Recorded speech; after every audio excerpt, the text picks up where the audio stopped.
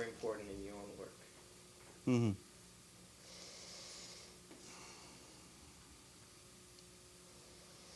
Well, I trained as a sociologist at London School of Economics, and so what I'd initially got interested in were a set of questions to do with belief systems as addressed by political scientists.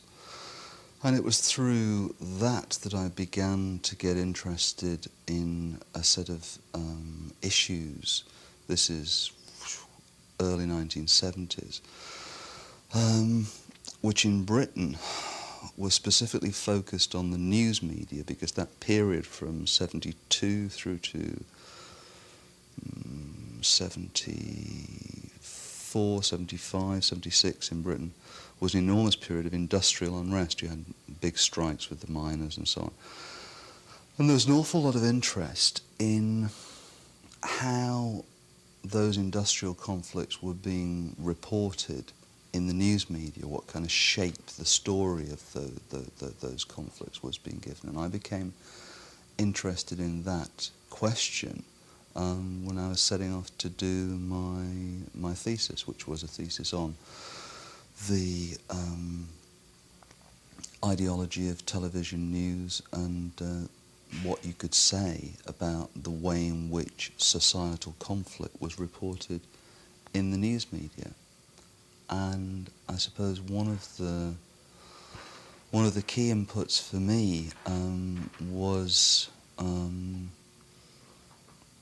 the fact that at that time I'd also been very involved in a kind of community politics in East London around a project called Centerprise, which is a kind of community cafe which had a literacy project and which had there was a thing of the attempt to produce a people's autobiography of Hackney, of the area in which we were living. It involved people like who had been through the Harold Rosen's language and class workshops. It was a set of issues to do with class, language, culture, memory, forms of representation, which I was involved in that sense. Now I suppose I was trying to relate what I was doing academically and theoretically to that. Anyway, so at that point, that's when, in fact, when I first heard of the Centre for Contemporary Cultural Studies. A friend of mine who was also involved in the Centerprise project, Ken Warpole, had been asked up to do a talk on what we were doing at Centerprise. But I didn't think much of it at the time. And I registered for my PhD at the University of Kent, and I was allocated Frank Parkin, the political sociologist, as my supervisor. And I went there the one time and only really ever had one effective supervision with him, and he was very polite. He's a very sharp guy.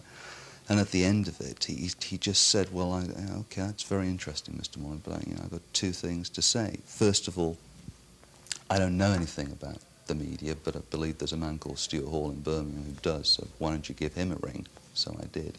I got involved in the Centre's media group. But secondly, he said, all very well you doing this stuff on the ideology of television news, but unless you could in some sense demonstrate that it has an effectivity in relation to the audience who consume it, so what? Why bother?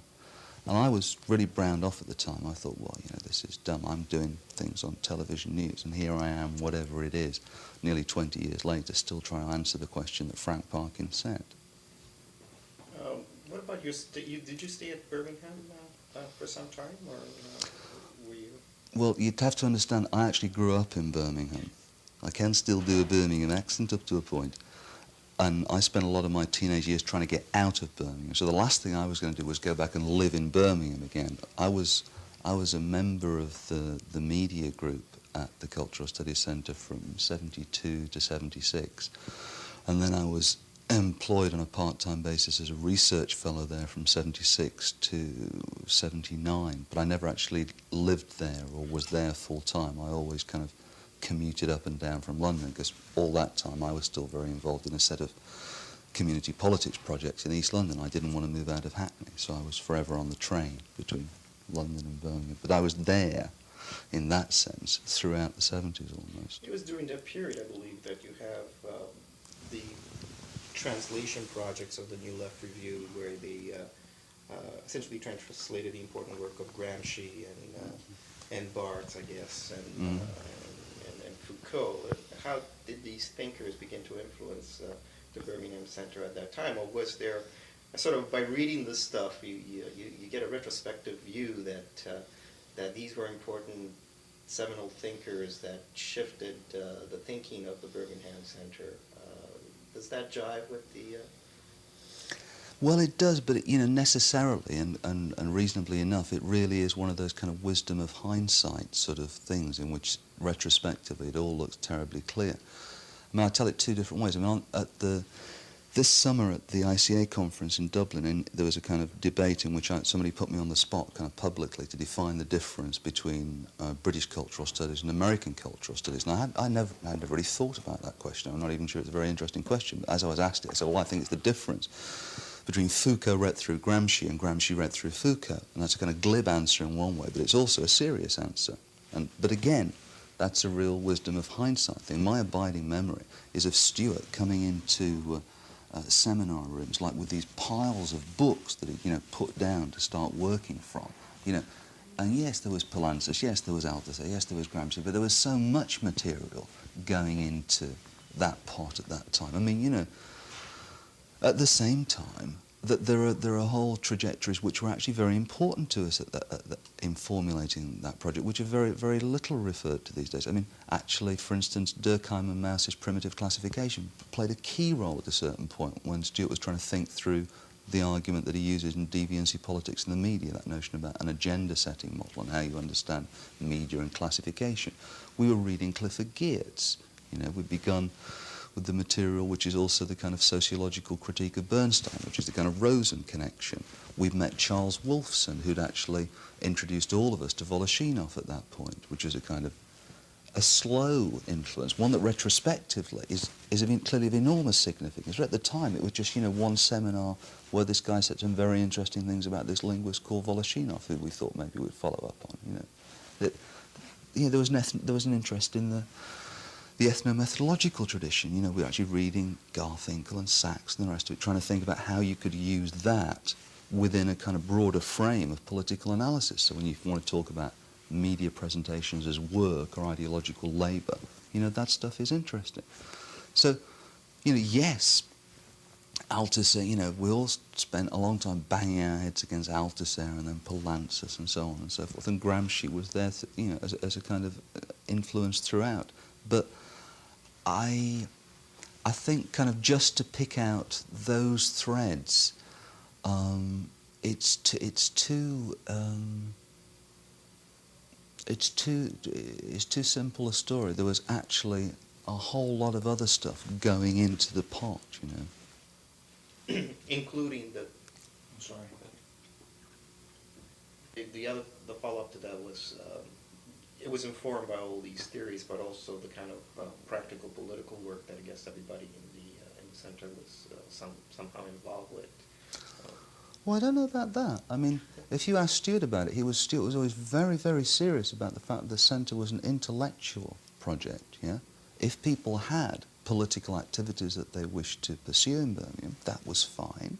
But that wasn't, the centre itself was an intellectual project. It was a form of intellectual politics. It was not practical politics in that sense of demonstrations or sit-ins or organising rent strikes or anything. It wasn't intellectual politics. Actually, Stuart was quite rigorous about that. And I remember at first being rather kind of shocked by that. But I think it was entirely a right decision. Why would have been an entirely right decision? I sort of reading it now, it's always perceived, at least by a lot of the commentators, as being bound to a kind of political praxis.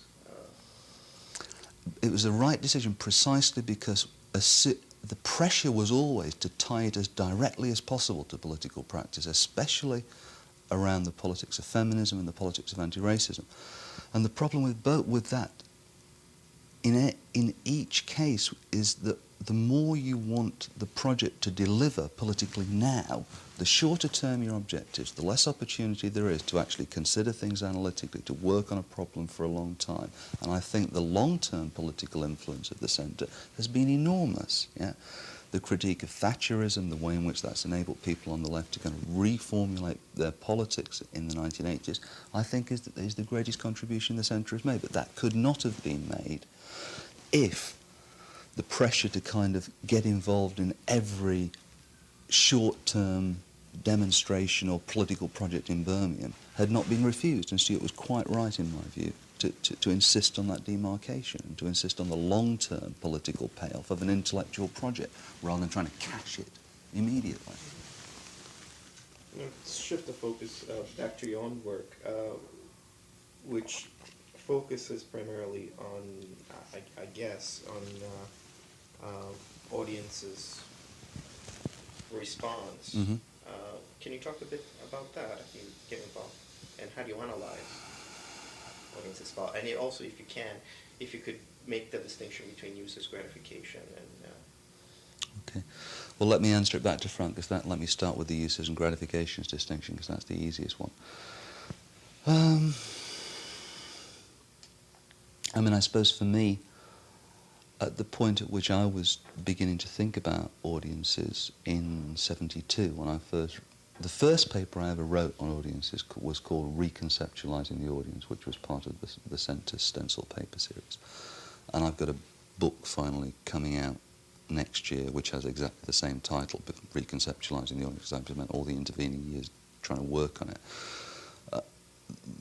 In a sense, the most important influence on that initial paper was the work of the Language and Class Group. It was the critique of Bernstein, the attempt to deal with notions of cultural codes, the input from cultural anthropology, semiology in a sense, but a kind of social semiotics and so on and so forth. Now, at that point, uses and gratifications looked interesting insofar as at least it gave you some notion of an audience that was active, that was doing something, rather than it was just like kind of zomboid, having things happen to it. But I suppose for me, uses and gratifications has always been fundamentally problematic on two separate counts. I mean, firstly, this notion of messages being kind of completely open to any kind of use that anybody wants to make of them, frankly, I just think it is inadequate, because I don't think it's true. You know, of course, anybody can, at a certain point, read against the grain of a film or a program or whatever, but some readings are easier to make than others. You know, films are shot from the point of view of a hero or a heroine, like where the camera is positioned or whatever it is, yeah?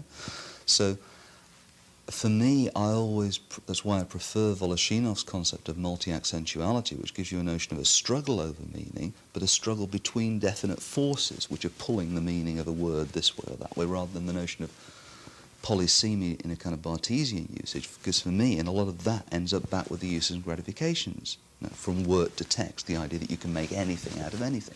I just think that fails to deal with the way in which messages are structured by systems of control, ownership, and so on, which articulate themselves as professional practices. The second problem with uses and gratifications is insofar as it gives you a notion, the ability to deal with difference.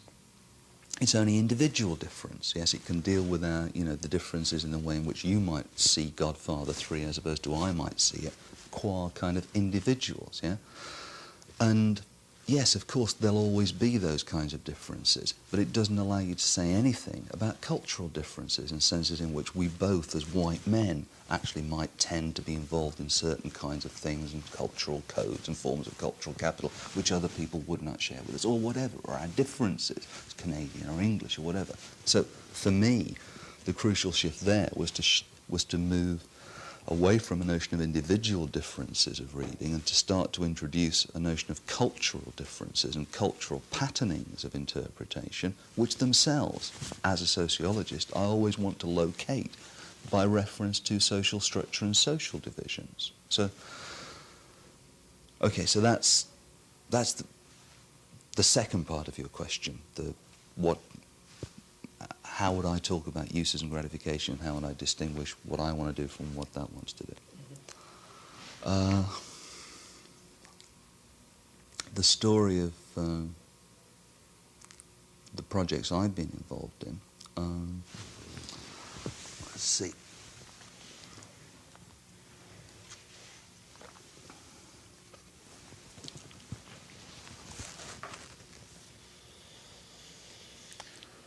Well, okay, the first one, which was the nationwide project, initially Stuart Hall and Ian Connell and I had been trying to get money out of the ESRC in Britain to do a study of audience readings of television news as such. Like many of my experiences trying to get research money, that attempt to get the thing together went on for ages and ages and ages. During that period at the centre, a new media group formed because of kind of throughput of people, including people like Charlotte Brunsden, Bob Lumley, who were interested in a notion of popular television, who were wanting to kind of shift the focus away from this kind of hard news, journalism focus, which so much media sociology is still wrapped up in. Yeah? Hence the decision that the media group made to focus on Nationwide as a programme, as a popular magazine programme, rather than a serious news programme. And that analysis was made of the programme, and then Charlotte Brunsden and I kind of wrote up what had been the group's collective work. So then we actually did have something with which to work. We actually had a couple of videos of programmes that we were fairly confident that we got a reasonable analysis of, and so that I was now in a position to start the audience research leg of the project. So I was able to set it up so that I could, I think in the end I showed the videos to 20 or 30 different groups of people, and that was, I think, an interesting set of findings, if we can call them that, in terms of like the differences between the ways in which members of those different groups read the same videotape. I mean, at the most fundamental level, I mean, I don't know if you ever saw the Nationwide programme, or if anybody here, but it'd be a very recognisable kind of early evening popular journalism, sort of with a domestic focus, and sort of, it's all this thing about, well, Chancellor so-and-so, your policy's all very well, but what will it mean in the supermarket? What will it mean in every, yeah? Nationwide relentlessly did that. It was about ordinary families and the meaning of politics in everyday life. It was to do with, it had a certain kind of radical populist edge, which was like to do with undercutting politicians who attempted to use an abstract rhetoric, bringing them down to earth. What does it really mean? Yeah? So that's what was its project. And then, well, I mean, for instance, I'm showing this video to a group of black students in East London at one point, and I've shown them the video, and I switched it off. I said, well, what do you make of that? And this girl speaks up, and the first thing she says is, well, why don't they ever speak about ordinary families? All these people have got gardens. The very notion of ordinary family means something entirely different to her growing up in Hackney, yes? In the way from what Nationwide imagined an ordinary family was about. That level of difference was a very interesting thing to explore when I was able to kind of map the differences between the way in which a group of trainee bank managers as opposed to a group of trade unionists in a college interpreted the same programme. You can begin to see some interesting things. But one of the things that we wanted to do all the way through was to follow people from that situation into the home, and to also do some work in the domestic setting. Because of funding problems, although the British Film Institute, to its credit, and to Ed Buscombe's credit in particular, had funded the project, they'd only been able to do so in a limited way, and we didn't have the money to do the domestic work. Retrospectively, that seemed to me to leave a kind of significant blind spot in the project, because I could see that people were beginning to use it in such a way when they referred to it as to imply, for instance, that the shop stewards who I'd interviewed making oppositional readings of television news programs were necessarily going to go home and make kind of, I don't know, progressive choices to watch late-night subtitled Italian films rather than racist sitcom, which simply doesn't follow at all. Yeah? So then I entered another kind of several years of negotiation before I finally got the Independent Broadcasting Authority to fund the family television project.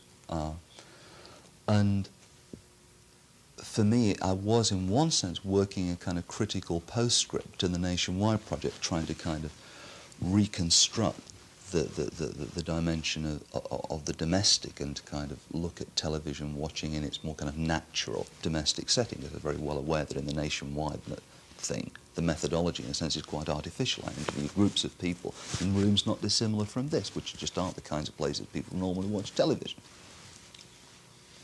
And of course what happened was that without really having thought it through very clearly in advance, I just walked into the issue of gender. You know, as soon as I started interviewing husbands and wives together, you know, it just became clear that gender was the kind of major organising principle of difference. I mean, oh, what a surprise, tell me something new.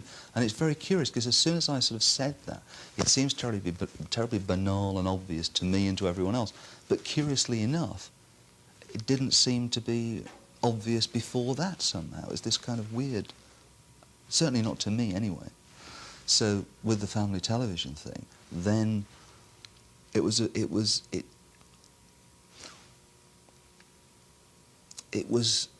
an attempt to understand the household as a unit of consumption, to understand how differential gendered relations to domestic space and domestic leisure time actually produce fundamentally different ways of watching television. Like, I mean, the clearest example, there was one woman I was asking her, woman, tell me about your favourite television programmes when you're watching television, you know, and she starts to list these programmes, and after a few minutes she stops herself and says, oh, do you mean sitting down watching? Because for her, sitting down watching is a kind of minor subcategory of watching.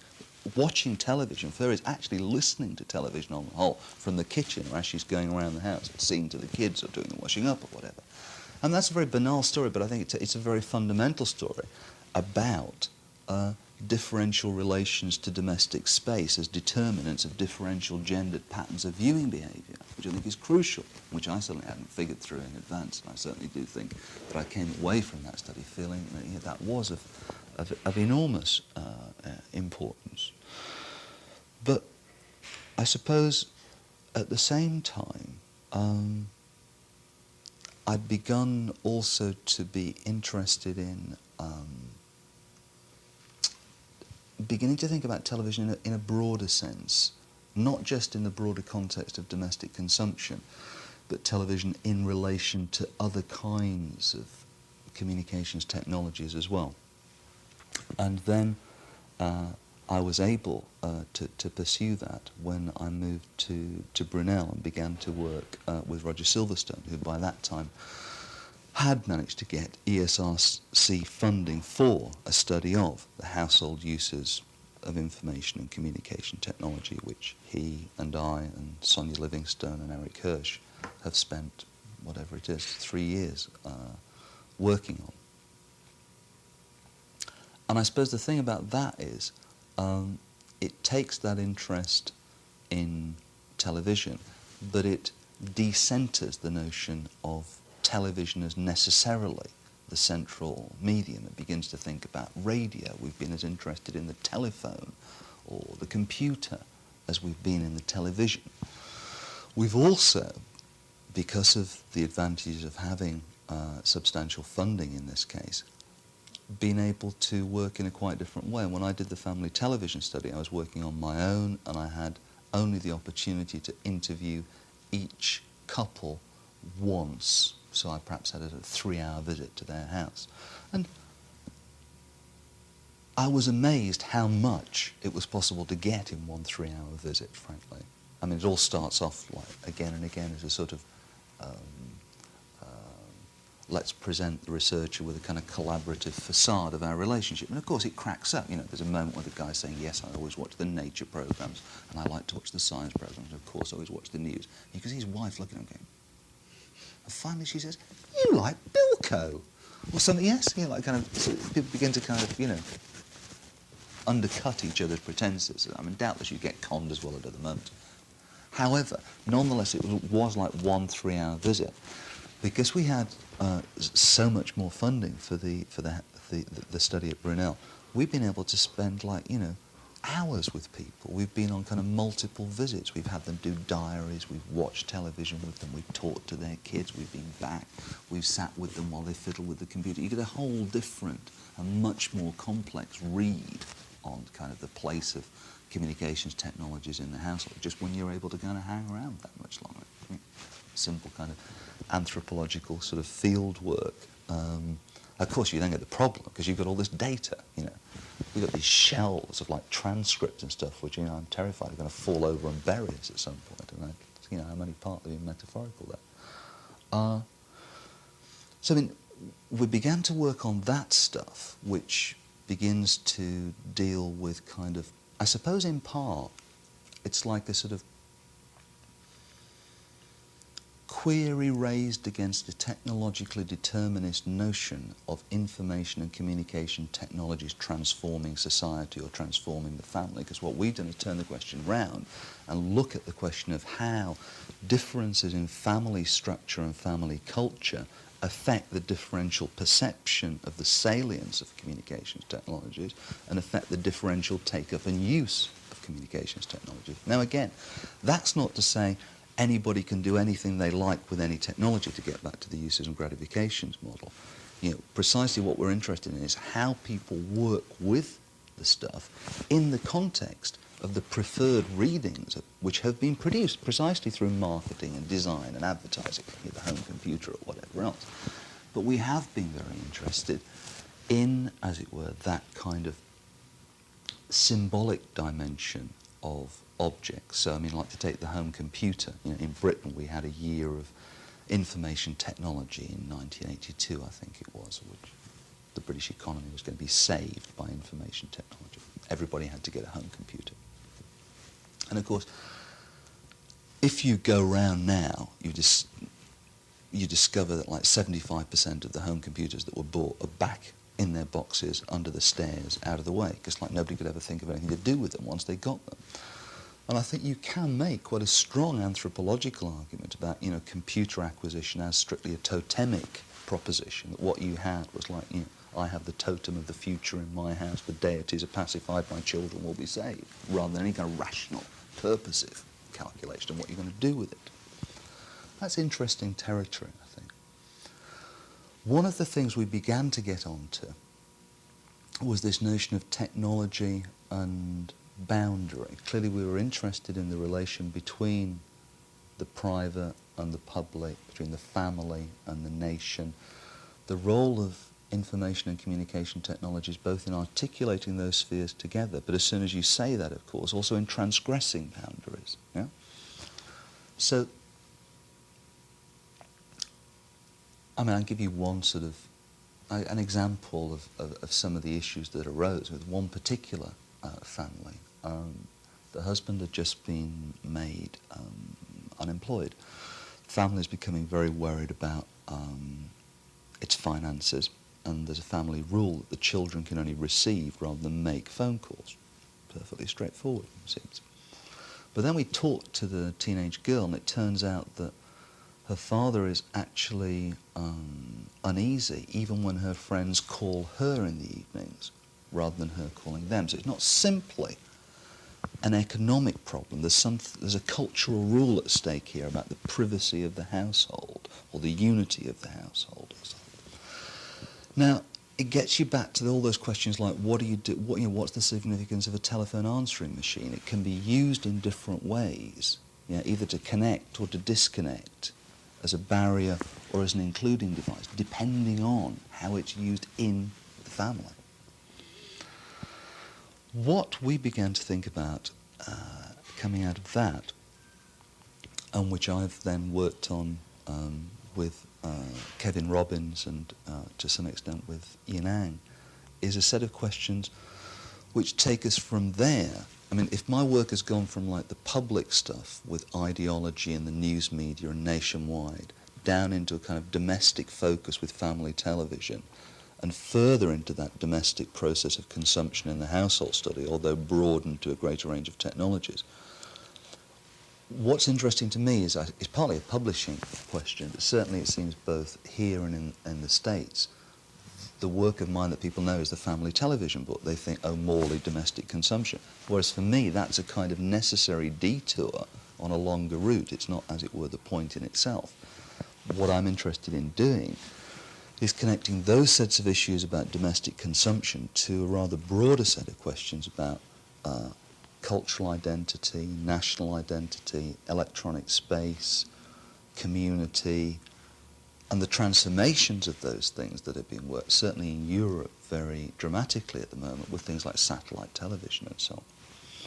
So what I suppose I've begun to try to do is, I suppose I'd argue that those sort of generalized perspectives on, I don't know, postmodern culture or something, which have very little reference to an understanding of the processes of domestic consumption, to me, if they're ungrounded in that respect, they're really of very little interest. But conversely, if one just got more and more involved in a kind of study of however sophisticated, of the processes of micro-consumption without reference to those broader themes, ultimately that too would lose interest. For me, it's precisely the question of how to articulate those kind of micro and macro issues in relation to things like, certainly what I perceive as, the kind of simultaneous kind of logic of globalization and localization in the way that, like, Paddy Scannell talks about the role of the broadcast media in the socialization of the private sphere. I think you have to see that as part of a kind of double process, which is also the domestication of that public sphere. Yeah? Those are the questions which, for me, are now of interest, and that's really what I'm trying to pursue. That was a very good synopsis of your work, and I think we got a lot of that. We still have some more time. Going back to the whole thing of the preferred reading and the structured text, or not totally structured text, but still. And I guess it's a question about ideology, and there's so much discussion now about the way that people negotiate or have oppositional readings or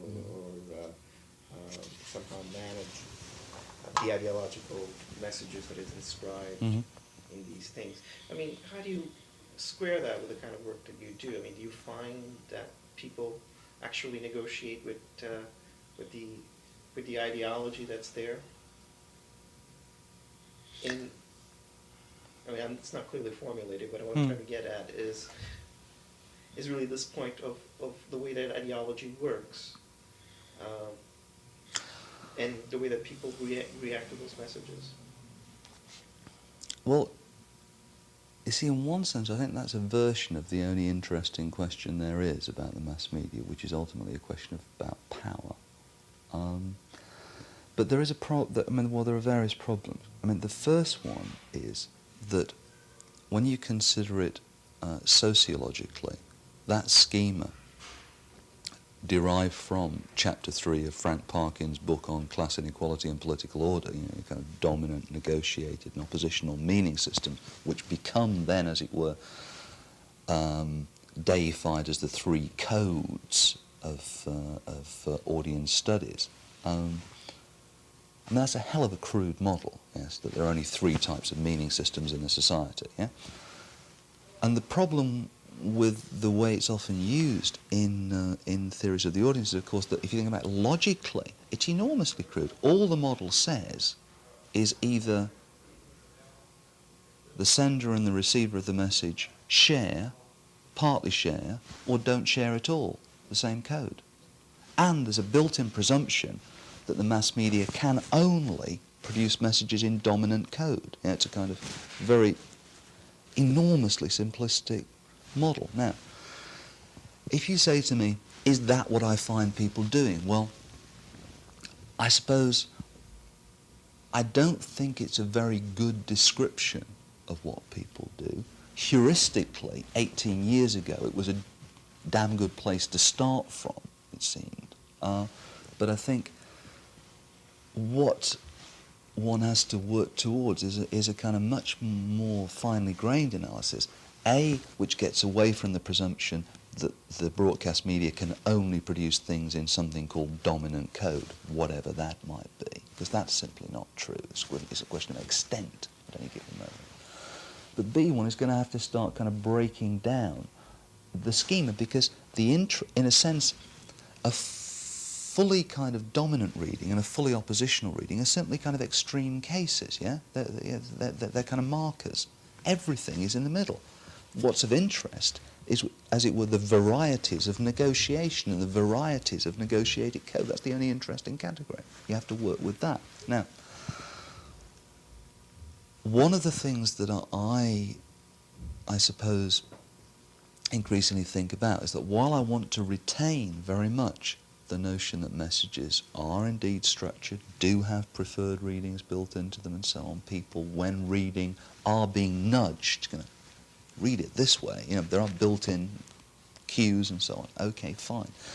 But it's not only the internal structure of a given message, like the program you're watching or the film you're watching, which is at stake, because you're also dealing with a much broader framework of, like, the marketing, the advertising, the film poster you saw, the film you saw before by the same director that made you think you'd go and see this film, when you saw the guy who's the star interviewed on the kind of chat show on the television, what your girlfriend said to you about, any number of inputs which are kind of also working on this moment of interaction between reader and text.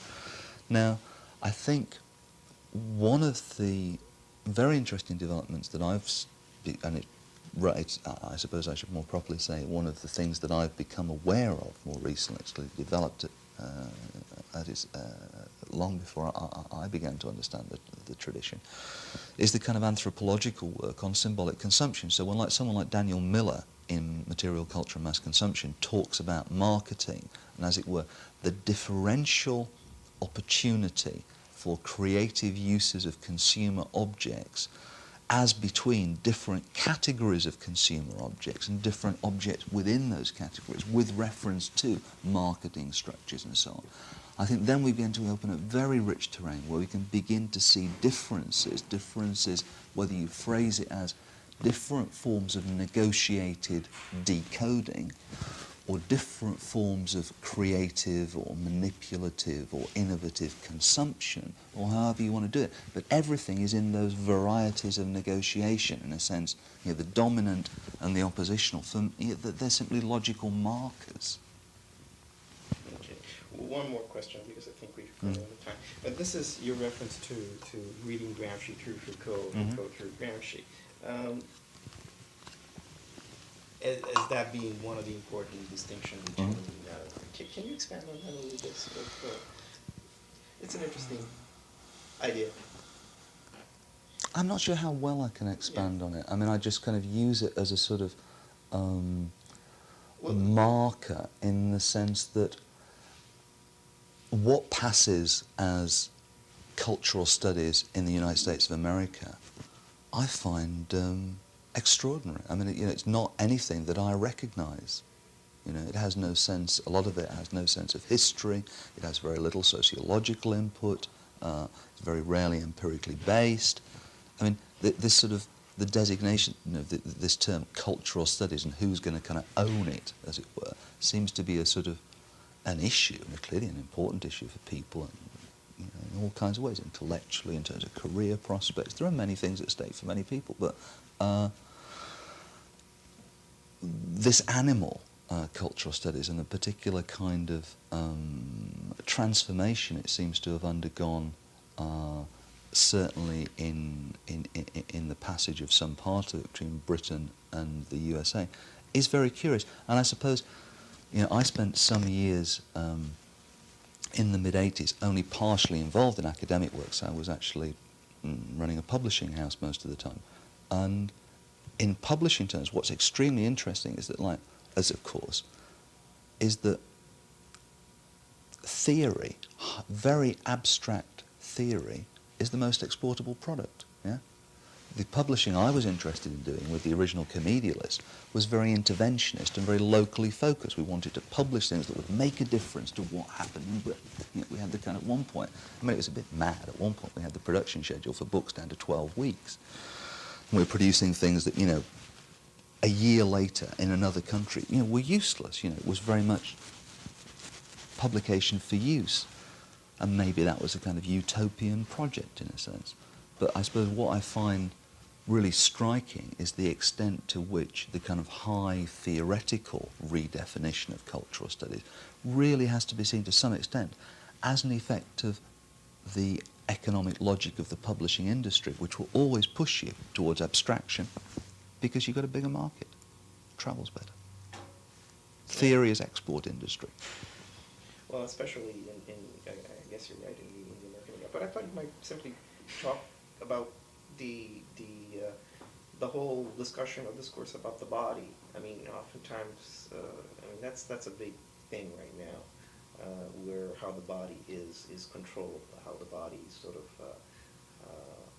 that's the sort of the Foucauldian stuff that I thought that.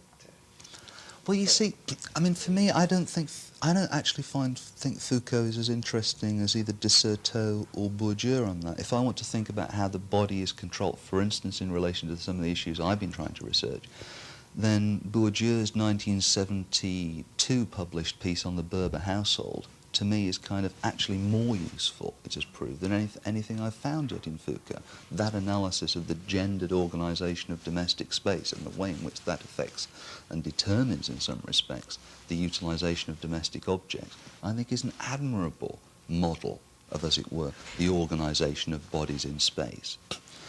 I think de Certeau's conception of institutional space and the way in which one has to distinguish between, you know, tactics and strategies and so on, and the invasion and poaching of space, generalised as it is, at least begins to give you a model of, as well, crucially, a spatial model. And I think, rather than the body, I think for me it's that kind of spatial question which I am increasingly interested in. And in Britain, I'm just delighted to discover, increasingly within the discipline of geography, there are people who are actually doing extremely interesting things in that area. I mean, when I was at school, geography was something where you learnt how many tons of pig iron they made in Frankfurt or something. It's like kind of really mindless stuff. But following, I suppose, crucially from the work of people like Manuel Castells at an earlier point, that in the theorisation of urban space, there's beginning to be, for instance, in the work of people like Kevin Robbins at Newcastle University, I think a very, very interesting set of developments which are to do with not just, as it were, the policing or surveillance or control of the body, but of social space, you know, and which takes that spatial phenomenon seriously, that spatial dimension seriously. And for me, I suppose, to return to some of those questions about spatiality and also about temporality, you know, whether we're talking about the institution of national standard time or the articulation of domestic time and national time or whatever else, those questions, I think, are the ones I'm most interested to follow so far as I can.